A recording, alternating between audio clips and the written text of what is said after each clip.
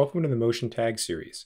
In this series of short clips, we'll introduce you to all the tags associated with motion layout. At a glance, here are the different episodes we'll go through in the series.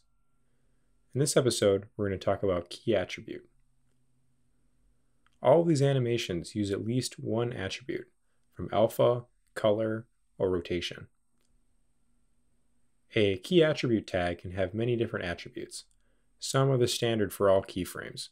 Others are transforms, and then there are a few specialized ones as well. Similar to key position, we must define the target and the position, and they are defined the same way here.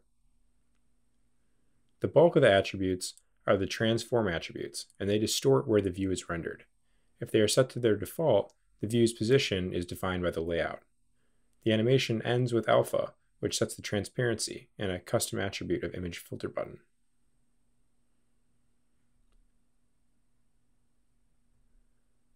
These transitions were created using the motion editor by selecting the transition and adding a key attribute, as we see here. In this example, we just need to select the target of the image and set the appropriate attribute.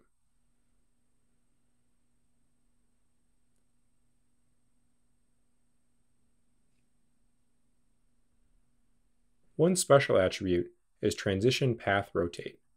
It allows you to set the rotation relative to the path of the view.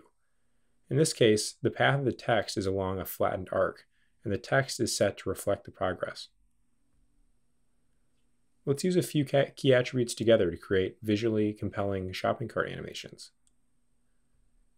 In this example, transition path rotate rotates the moving icon along the path as the underlying icon is made transparent. Near the end, the cart is squished to reflect the receiving of the item.